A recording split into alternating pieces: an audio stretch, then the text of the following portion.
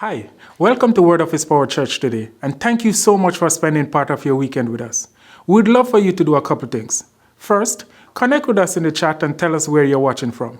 Secondly, share any notes or highlights that God impresses on your heart today. At the end of the service, let us know if there's a next step that we can do to help you walk in your faith.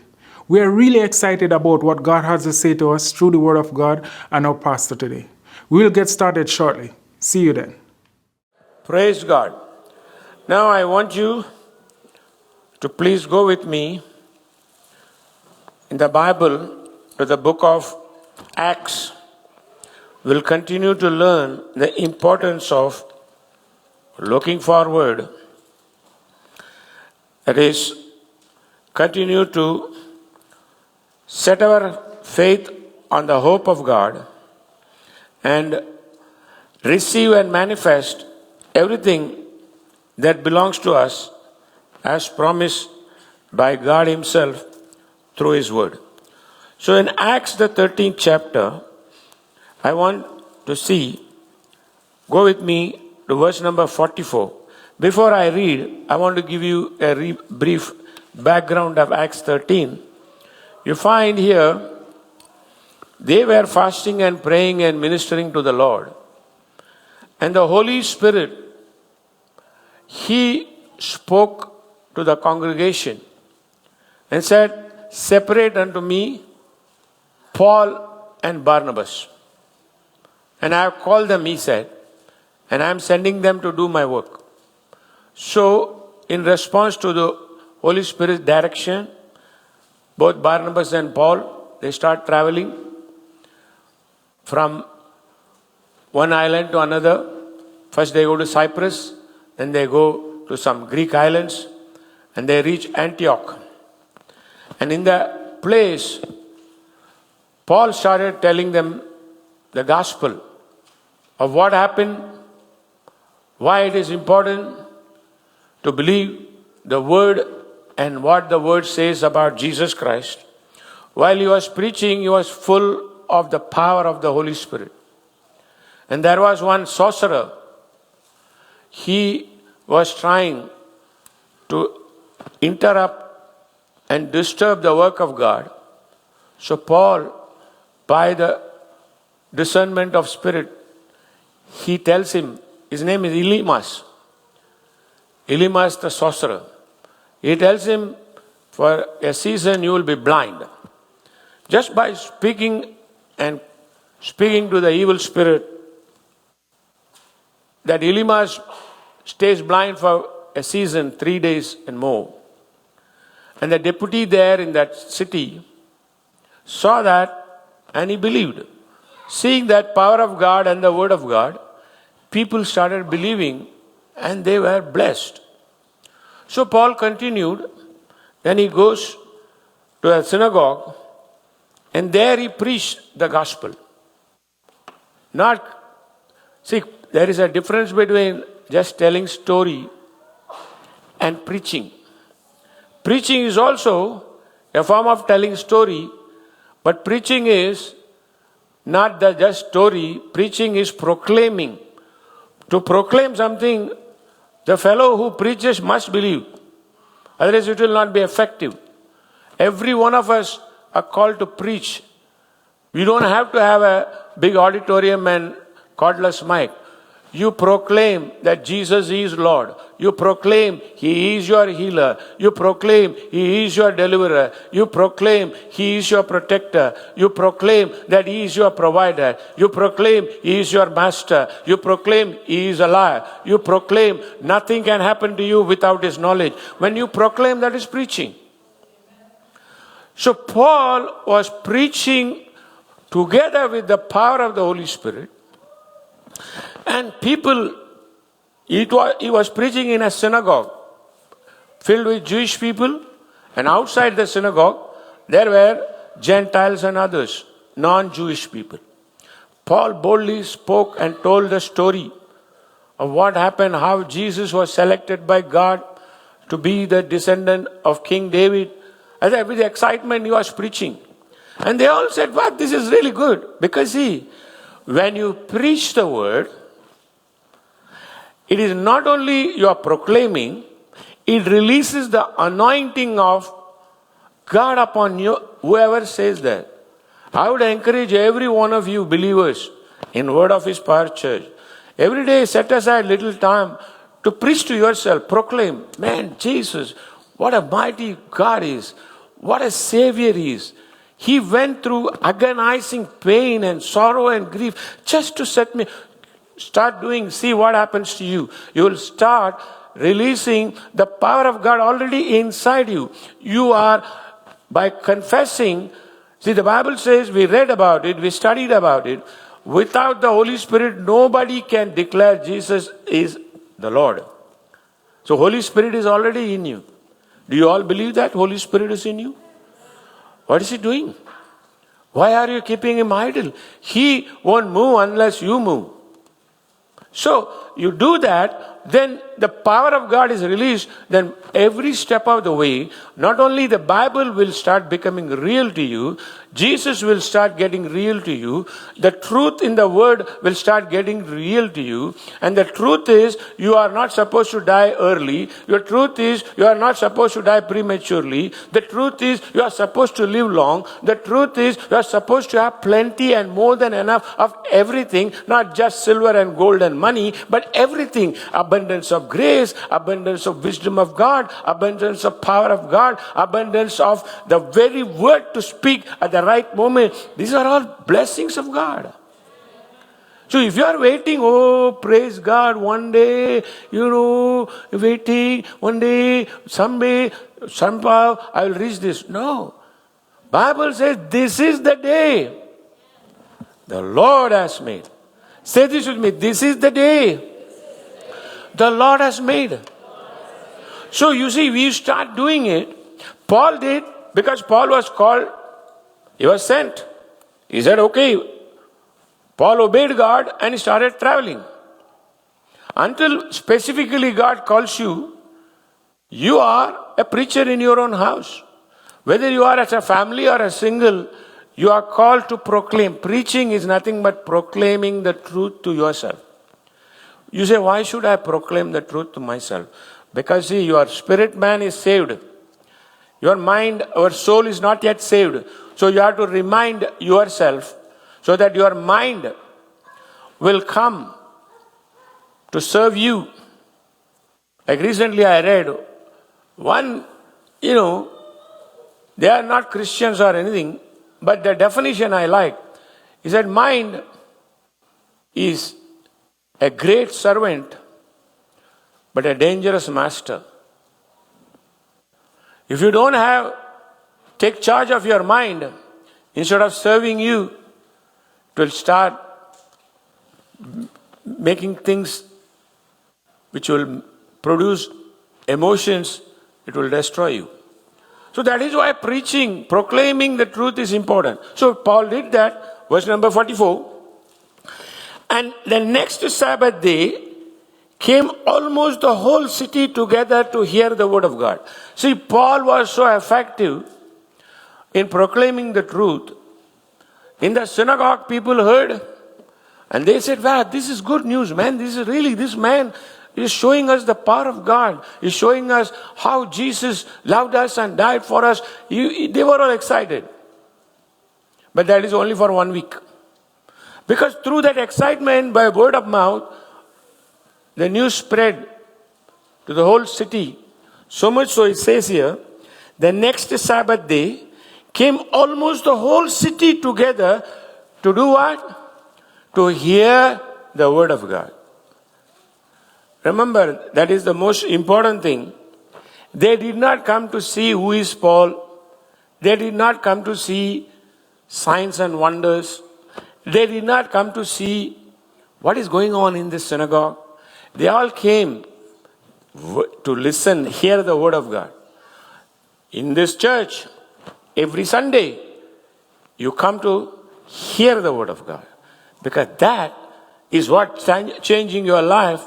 Even without you making effort, the word builds you up. The word gives you life. The word heals you. The word directs you. The word strengthens you. So you come to hear the word of God like they did. But see what happened. Next verse. But when the Jews saw the multitudes, they were filled with envy and spake against those things which were spoken by Paul, contradicting and blaspheming. See, this is common even today, it happens. Paul preached, it was not Barnabas, and the Bible says in that chapter, even Apostle John, who says the disciple whom the Lord loved so much, he was in that crowd. But it was not Barnabas or Barnabas or John preached. It says in the chapter, John also preached later. But it was Paul's preaching which drew the crowd. But the Jews, 1 week they heard, but envy, because they said, man, he spoke so well, the whole city is coming to hear him. It never happened when I read the Torah in the synagogue. No crowd came. I also read the word. Nothing happened. Because see, these people religiousized the message. Because they were religious people. They became jealous of Paul. And as a result of envy and jealousy, they started criticizing, contradicting. 1 week they agreed. Next week they said, no, this is all hearsay, this is all not true. Paul is not a good man. And then they blasphemed. What is blaspheming? Saying whatever miracles are happening, it is not by the Holy Spirit, it is by the devil they are doing. So this happens even today. Church people, you see, some people are attracted to mega church, crowd. In the crowd, when, and the moment they hear something happening in other churches, they say, oh, this is not right. Maybe they are not okay. They are all only, they'll start saying things, oh, they are after money, they are after this. See, they are wrong. You better be, if you don't like the message, that is up to you, but don't blaspheme the Holy Spirit and His work, because this year the Spirit of God has been preparing us, and this year I believe with all my heart that we are going to see signs and wonders you have not heard of in other places, because the Word is real, Jesus is real, the Holy Spirit is real. He will only move when people are ready. So instead of accepting, these religious people got jealous. And they started saying things to Paul. What was Paul's response? Paul says in the 45th verse, but when the 46th verse, then Paul and Barnabas waxed bold instead of getting afraid. Remember this. Paul and Barnabas were just chosen preachers, but the Bible says God has chosen every one of you. Ephesians 1st chapter says, you and I were chosen even before the foundation of the earth was established. God has chosen us. And if you are chosen, you have to be bold with your word in every situation. So Paul and Barnabas waxed bold and said, it was necessary that the word of God should first have been spoken to you. But seeing you put it from you, and judge yourself unworthy of everlasting life, lo, we turn to the Gentiles. So Paul says, okay, you don't accept the word. You are now contradicting, you are blaspheming. All right. You don't want to hear, you reject it. We'll go to the non-Jewish people and we'll go and tell them. And the 48th verse, when the Gentiles heard this, they were glad, glorified the word of the Lord, and as many as were ordained to eternal life believed. And the word of the Lord was published throughout all region. And the last verse, 52nd verse says, and the disciples were filled with joy and with Holy Ghost. See, what this passage tells us is a foundation for looking forward for good things in your life, no matter what you are going through right now. Because you pay importance to the Word of God, the Word will start getting effect in your life. And if you notice, our entire life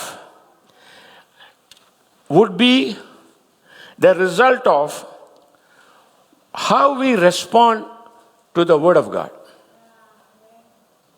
If you are glad and believe and receive the Word of God even before you understand, you will be saved. If you don't accept the Word and your response or reaction to the Word says, no, you start arguing and saying things and you reject the Word, you will be damned. I am not giving you my opinion. This is exactly Jesus said in Mark the 16th chapter, go and preach this gospel to every creature. Whosoever shall believe shall be saved. Whosoever will not believe shall be damned. So it is very simple. You don't need a theologian to come and complicate your life. If you believe, you gladly receive the word, you will be saved. And you will be astonished to know, like me, the word saved has got 18 meanings. And the Lord spoke to me when I was researching. One of the word saved, which is used in church and churches, is only with the meaning is Jesus saving you and me from the power of sin and its consequence. That is all the church is focusing, but then that limits God. But our God is omniscient, omnipotent, all-knowing, all-powerful. Save means He can save you from the jaws of death. You are not called to walk and get caught in the jaws of death. The Bible says after you have finished your assignment in this earth, you walk through the doors of death and go to the gates of righteousness and enter into heavenlies of heavenlies, and you receive your glory. This is Bible. But it's not going to be happening automatically. You have to say, no, I'm going to receive the word. God will make me understand. The Holy Spirit is inside. That kind of thinking is important. So, if you don't do that, then what happens is, our life becomes half. We think, God saved me. Then when you are tired with natural life, you think, oh my God, I hope I will make it to heaven. I hope things will come all right. And you go on your own way because you are not paying attention to what the Bible says. See, God says, you constantly stay with me, stay in connection with, in contact with me. That is why Christianity, of all the other religions, Christianity is not a religion. It is a living life with God Himself. You walk with God, you live with God, you talk with God, and you stay with God. And the Bible tells in several different ways to make us understand. If God be for us, who can be against us? Ye are of God, little children. Greater is He that is in you than he that is in the world. God says, I am for you. I will never leave you nor forsake you. God says, I am always with you. That means He is inside you, He is with you, He is behind you, He is over you. Everywhere there is God. So when are you going to keep contact with this God? And if you don't do that, then remember, as long as you are in this body, you and I are going to be attacked by the devil, who is a defeated liar, and he cannot touch your spirit, man. He cannot, because we are born again. The Holy Spirit lives in that. So he can attack or give situation where you can yield to the evil things and mess up in your mind. So that is why people say, have you heard Christians? You say, I have met Christians who say, oh, Pastor, pray. My life looks very hopeless. I'm in a hopeless situation. That they are siding with the devil and telling a lies over their own life. A Christian born again believer can never, ever be hopeless, because the very God of hope, He is the hope Christ in you, the hope of glory, is inside you, and you are forgetting that. You are lying with the devil, and you are ruining your own life. It must stop, and word of his power, people will participate and put an end to that kind of lies around us in Jesus' name. See, so God says, listen, go with me now to Romans, the 13th chapter. Romans 15th chapter. Are you all getting this? Or I want you to prepare yourself, because something great in store. It is about to be released as a church and as an individual. So I want you to get ready. Romans, the 15th chapter. We'll read one verse.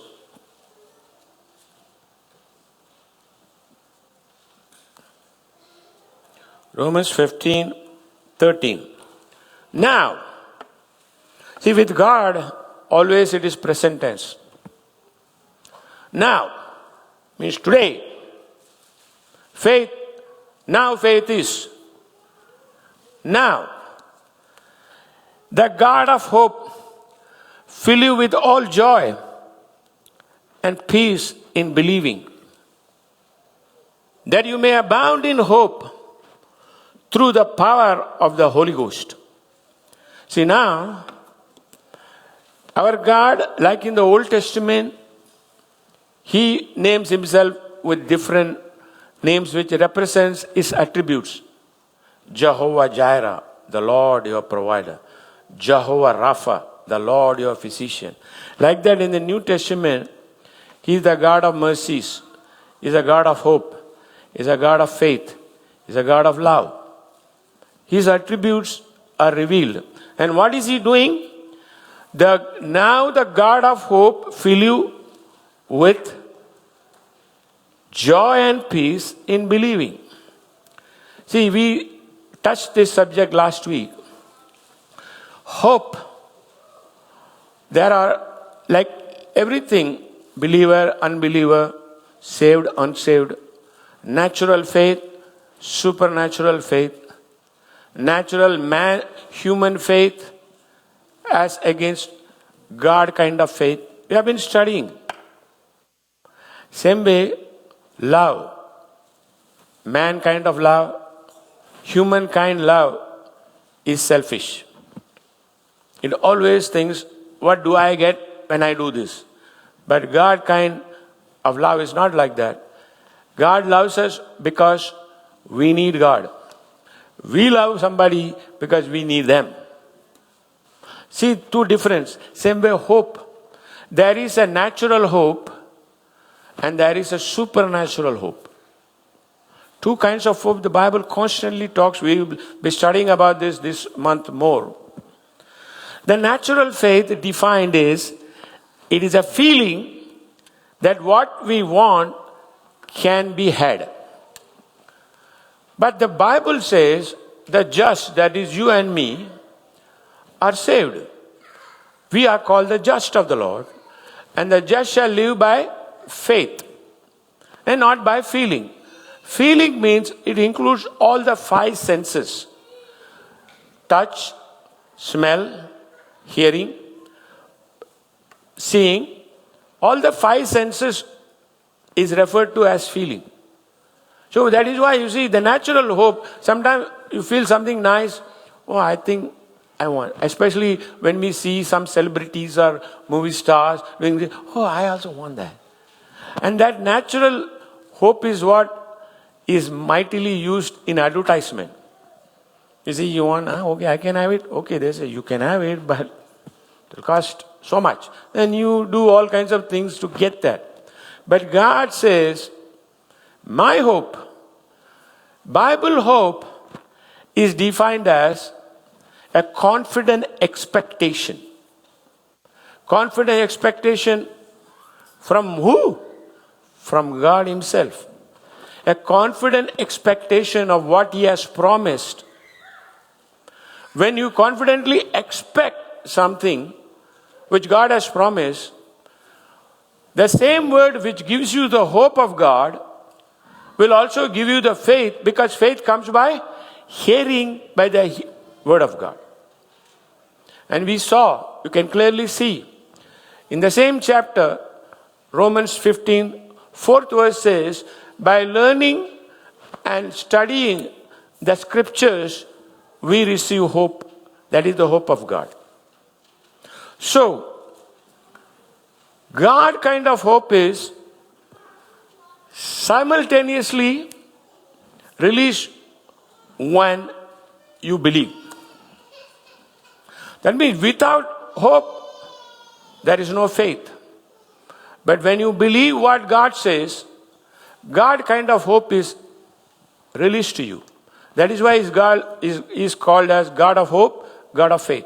Are you all getting this? Because this foundation, if you grasp this, I'm telling you, you are going to see personally and as a family of God, we are going to see the mighty blessings of God and the move of God and the presence of God and the power of God, which are all meant to do one thing, to draw us closer to God, to glorify Him and shine forth His light through us. Are you all excited about this? Or you're saying, okay, he's preaching good. All right. Good. He looks a little more handsome this Sunday than last Sunday. Oh. You see, we can then define Hebrews 11:1. Now faith is the substance of confident expectation of things not seen, evidence of things not seen.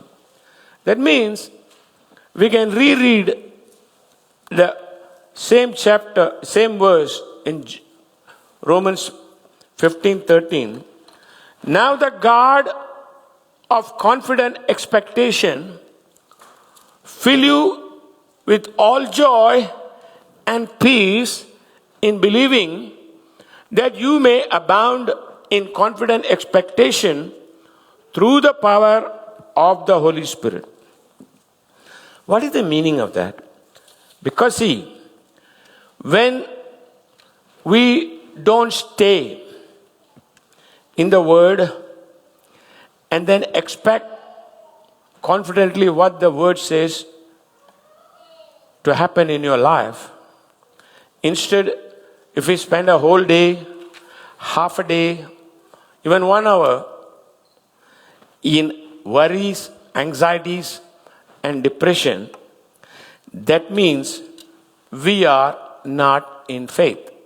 Faith and confident expectation goes together. When that happens, joy and peace is released by the Holy Spirit. That means confident expectation, the result is excitement. See, we again need to understand these simple words, because we are bombarded around with all this internet and everything. We get confused with simple words. So as a result, it blinds us from the original truth, what the Bible says. Confident expectation is excitement. What is excitement? The way I grew up, in my family, with a different religion background, by nature, we have loud voice. I believe even that deficiency, God turned it for His glory. And in our home, when we grew up, I come from a musician's family. But you'll be surprised. I'm the only one who never learned to sing like all my family members. My elder sister was a radio singer. Oh, well known. Everyone could play an instrument in my house. But they said, your voice is not all right. So they would give me Ayurveda kind of medicine to expand my throat so that I can be louder. But that resulted in practicing only one thing. I'm very good in yelling. If I yell at the end of the street, people can hear. But I didn't learn to sing. Then afterwards, I tried to learn to sing.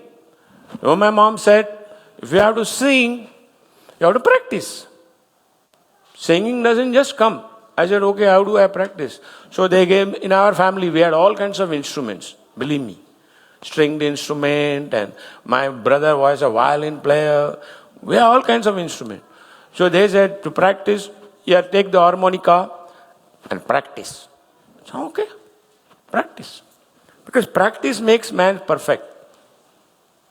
That is same as saying, meditation of the Word of God day and night prospers you. Same. So I got up, and in our Hindu culture, anything you do, you have to be holy and pure. So we have to take bath. 4 o'clock, no hot water, cold water bath. Even as a heathen, I thought I was anointed because early morning I'll shake and cold water you put, anytime you will do like that. Then I sang early morning. My mother taught me the basic thing, like you call it in English, like you see in Sound of Music. That, but in our culture, it's Sanskrit. Sa re ga ma pa da ni sa sa ni da pa ma ga ri sa. So you are supposed to sing. I'm excited, man. So excitement means there is joy inside. And I took the harmonium and said, sa re ga ma. First day went off good. Second day again, I want to shine like my siblings. Second day again, got up at 4 o'clock, took bath, and I started sa re ga. The doorbell rang. So I am the earliest one who is risen up. All are sleeping. So my mom said, answer the door, son. I said, okay. I ran to the door, opened the door. And my neighbor was in his pajamas, rubbing his eyes. He said, one more time you sing, I will call the police. There ended my singing career. Think about it. But thank God, now I can make a joyful noise for the Lord. God changed the definition for my sake. So, you see, excitement is not screaming and shouting. The real meaning for excitement, you thought I was just telling you a story. To get the point, I'm telling you. The real meaning for excitement means stirred up to act, stimulated to activity. So when you believe God, hope, what it does is, it is confident expectation should stimulate to activity. Excitement means you are ready to act on something what the word says. A lot of people who say, I am in faith, they are not really in faith because you ask them, we are believing? Yeah, I am believing. Yeah, I am believing. But there is no excitement. Because excitement means you are stimulated, you are expecting. You are expecting something good to happen. You are expecting something to come your way. One example I'll give. Again, you don't have to have any religion attached to this, but, in our time, when somebody is coming from other city, our relative, or especially my grandma will go, harvest time, she'll go to her village. Harvest is done, and then a lot of money in her bag, and she brings a lot of sweet, and my aunt will announce, Grandma is coming tomorrow by so-and-so mail train. It's coming. Night you don't sleep because you are excited. You are expecting. You are stirred up to act and get ready because you have to, like now. See now, if somebody says, I arrived, you arrived, okay. Take a bus and come. No, we all go as a gang to the railway station, receive them, and come in the taxi. And then we are excited. As soon as she comes, even though we have to carry all the luggage, we are not carrying luggage as a favor because we are interested what is inside the luggage. But that has doesn't have to change because we are now interested in what is inside this luggage called Bible. We want to know what God has got for me. We want to know. So God says, do this. I'm ready, Lord. I'll carry this. No problem. Because that is what is excitement is about. And excitement is always looking forward to. But hope helps you do that. But what happens? People rather choose. They say, I believe, but they have chosen to worry about the stuff they are believing about. They have chosen to be anxious about the stuff they are believing for. They have chosen to get depressed about what they are believing for. Then you are not in faith. Because if you are believing, there will be confident expectation. Confident expectation is combined with excitement, stirred up to act means a lot of things. Acting means what? You are stirred up to get ready to have what you believe you receive.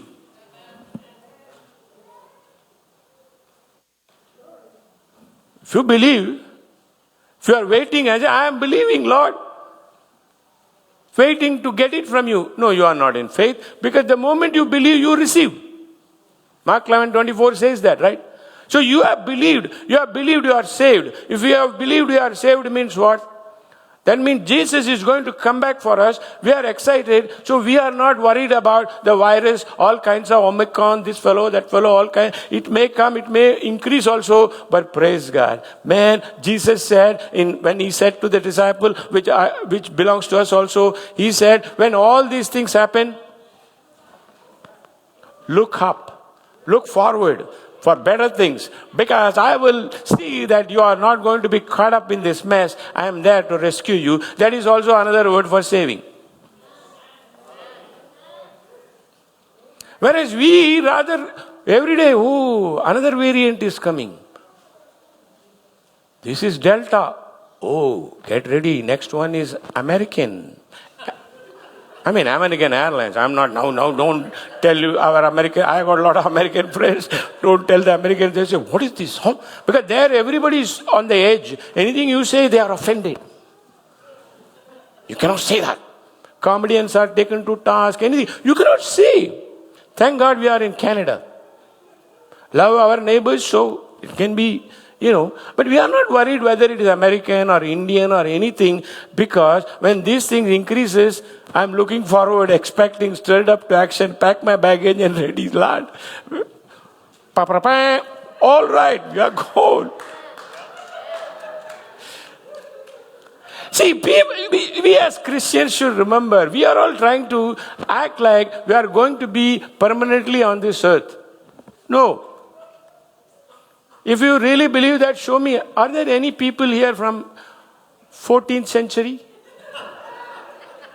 Are there any people here from, 14 is too back. What about 19th century? Some people, some are there, okay. What about 15th century? What about 17th century? No. We are here with a plan and purpose of God to get blessed, stay blessed, show the blessing to others. When the trumpet blows, we are all going. See, if you believe, you will be excited. You will say, oh, glory to God. Then I am not concerned. Money, if I believe, God will give it to me. Health, God will give it to me. Anything I believe, I receive, He will see that I will have it. That is what the hope of God is. That is what faith is all about. Whereas we choose to be depressed. Because depression always looks back. Faith always looks forward. Anxiety looks back. Faith looks forward. Faith says, I believe. I don't care whether anybody believes or not. I believe what the word says. Therefore I say, it is going to be exactly what I say. So you have to start doing that when? Right away. You have to stay expecting. See, a lot of people say, that means, what about my daily life? I got this. You don't understand. Preacher, you don't understand my problem. I got good news for you. God never created me and sent me across your path to understand your problem. God sent me to let you know that you are an overcomer. You are not an overwhelmed person, you are an overcoming person. You are not a sad person, you are a glad person. You are not a depressed person, you are a rejoicing person.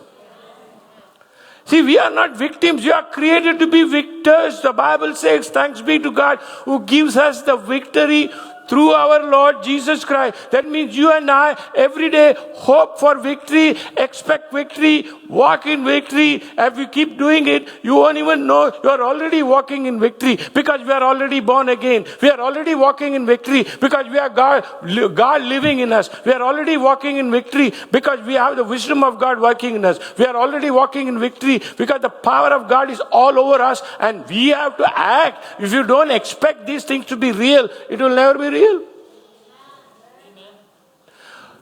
We all have failed in that area, let me tell you. Great preachers, small preachers, big preachers. Remember, when I say preachers, it includes you also, because all are called to be preachers. We have missed it. That doesn't matter.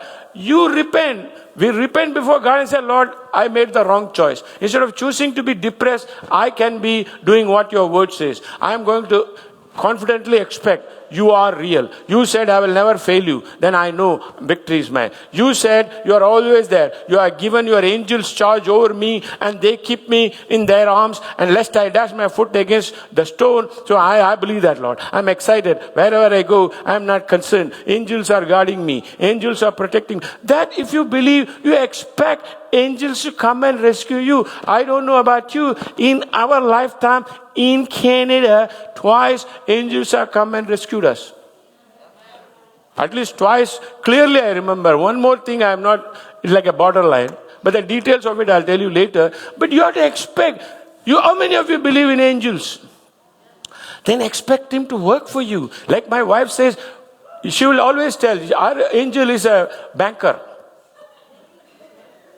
She will say, angels, go cause all the monies to come to us. If you are a business person, say, angels, go call all our business to come. Come. Money come. Instead of, whereas people are crying and murmuring, yeah, but my life, you all pray. I'm like this, I don't know why. Yeah, you are not supposed to know why. You are already chosen to be depressed. Be joyful, because in believing and hoping, there is excitement, there is stimulation to work. In believing is where the joy is released. Remember, in Acts 13, we read, when they gladly received the received the word, they were rejoicing. They were full of joy. If there is no joy, every day you get up, oh, sad. I don't know. See, doubt makes you look back. Faith says, no, shake it off. So I wrote this down. Doubt looks back, despairs, complains, and is sad. Doubt is the opposite of faith. Faith, what does it do? Looks forward, rejoices, gives thanks, and is glad. So if you catch yourself anxious or depressed, you have to take your hand a little further away, depending on how much you can bear the pain. Land it on the right cheek. If it doesn't work, next day keep it this way, and right under the waist, you land it and wake up, tell your name. You don't have to wait for God to. I have done it, so I will not tell you something which I have not done it. See, it works. I will show you from the Bible. This is what recorded in the Bible. See, believing it has to be accompanied. Remember, your believing is not simply saying, see, a lot of people believe, oh, I believe. But really they are not in faith. When you say, I believe, what? I believe my God will supply all my needs. You believe that, you expect him to supply all your needs. Is that not true?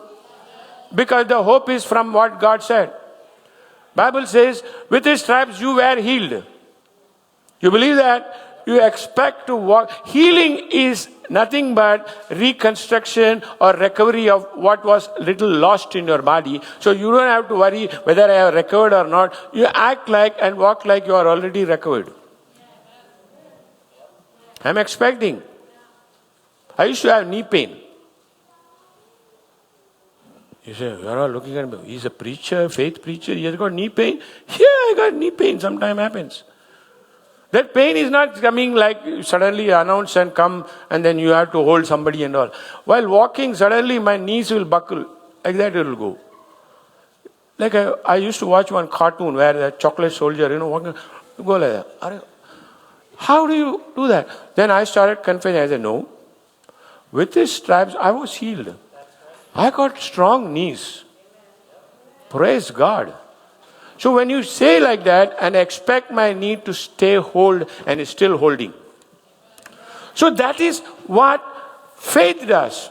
So let us finish the story. Doubt what it does, looks back, despairs and complains. If you find yourself complaining, I tell you what, particularly I'm telling you, please don't recruit the help of your family members to help you in spiritual walk. They will end up becoming police people. Before you even do the mistake, they will catch you. But recruit the help of the Holy Spirit. I say, Lord, help me. I want to change in this area.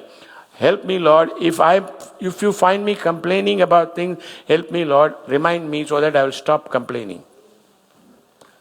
But you cannot tell the Holy Spirit, make me stop complaining. No, He cannot do that. You ask His help and you decide, I will stop complaining. Because doubt looks back, despairs, complains and is sad. Faith looks forward, rejoices, gives thanks and it is glad. This story is recorded, what I read in Numbers, the 14th chapter. We have got 5 minutes more. See, Numbers 14th chapter, if you see, that is the chapter after the 12 spies, they went to spy out the land. When they spied out, they brought the report. If you read the 13th chapter, the first verse says, God told Moses that I have given this land to these people, have them go and spy the land, select 12 tribe leaders and send them out and let them search and come. And they did. And 12 of them went together. And you see, 10 of them were from the tribe of doubters. 10 of them. So they started complaining. They started murmuring. They started griping. They were all sad. I will read that to you here. The result, after they found and researched the land, spied the land, they came back, report to Moses. 10 of them. And all the congregation lifted up their voice and cried. And the people wept that night. And all the children of Israel murmured against Moses and against Aaron.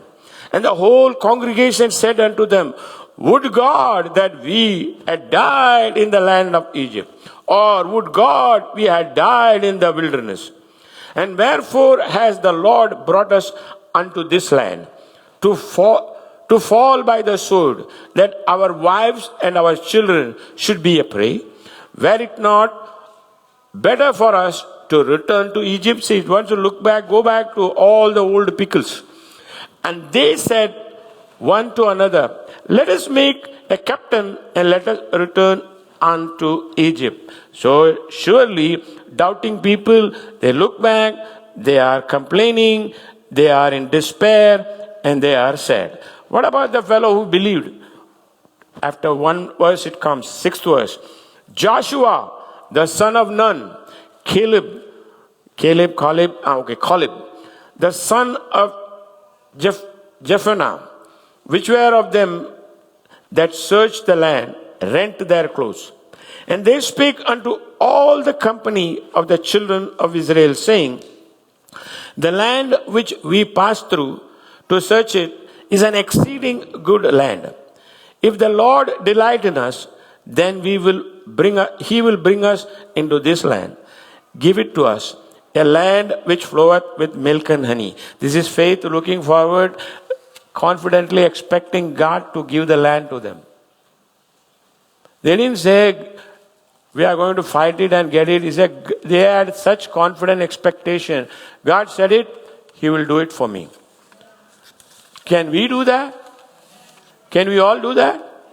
God said it, I am expecting. He will do it for me. Now, what am I saying? That means the very God of hope, when He fills you with confident expectation, you delight, get excited, earnestly expect, stir yourself to action. If you believe that you are going to increase, then I used to say, again this morning the Lord reminded me, I used to say to our ladies, if you believe God is going to bless, get a bigger bag. Anybody still remember? So don't throw away your old bag in 2022. Get a bigger bag, please. What am I meaning? Because our God is faithful. You all believe that? So if they can do, we can do. So the telltale characteristic of faith and hope is confident expectation stirred up for action. The whole thing can be said in two understanding words. So say this with me. In the name of Jesus, Father God, I repent for the days, the hours I have spent in worrying and anxiety and in depression. I'm sorry, Lord. I did it because I chose the wrong way. Forgive me, Lord, of my action. Now restore unto me the joy of my salvation. Now I believe your word, Lord. My hope is in your everlasting mercy. I hope in your word. I earnestly, confidently expect you to do what you have said in your word for me. And I thank you for your faithfulness. Now I am stirred up. That is, I am excited, stirred up for action. I am ready, Lord, ready to do what you want me to do with all the increase, all the abundance of every good thing in my life, to use it for your glory. Be glorified, O Lord. Thank you, Lord, for filling me with joy and peace, because I hope in you and I believe in your word for God's glory. In Jesus' name. Believe that? Shout hallelujah. You all didn't have breakfast? Shout hallelujah. One more time. Shout hallelujah. Stay blessed. Love you. Next week we'll continue the lesson. I believe all of you got something to do something during the week. Stay blessed. Love you guys. And all internet people, thank you. See you soon again. Stay in touch. God bless you all. God bless you. Thanks again for joining us today. Remember to check out our YouTube channel for more messages that will feed your faith and be a blessing to you. We are Word of His Power Church, the place where lives are changed and people are blessed. Have a great week. See you again.